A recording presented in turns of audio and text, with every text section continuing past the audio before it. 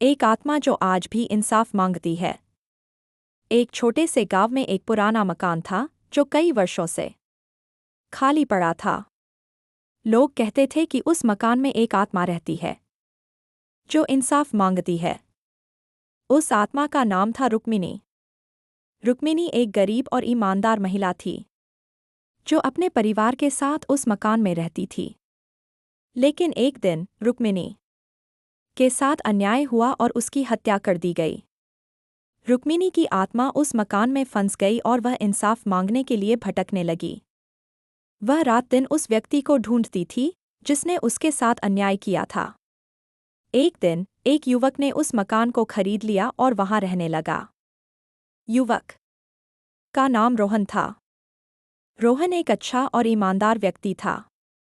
उसने जब उस मकान में प्रवेश किया तो उसे रुक्मिणी की आत्मा दिखाई दी।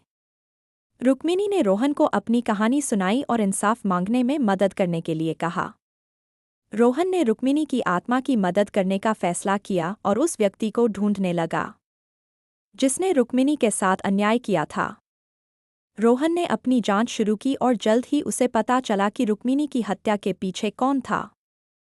रोहन ने उस व्यक्ति को न्याय के सामने पेश किया और रुक्मिणी को इंसाफ दिलाया। रुक्मिणी की आत्मा ने रोहन को धन्यवाद दिया और कहा, तुमने मेरी आत्मा को शांति दिलाई है। मैं अब चली जाऊंगी और तुम्हारी भलाई के लिए प्रार्थना करूंगी। इसके बाद रुक्मिणी की आत्मा गायब हो गई और उस मकान में शांति हो गई। रोहन ने उस मकान को एक नया जीवन दिया और वहां रहने लगा। निष्कर्ष: इस कहानी से हमें यह शिक्षा मिलती है कि अन्याय के खिलाफ लड़ना और इंसाफ दिलाने में मदद करना हमारा कर्तव्य है।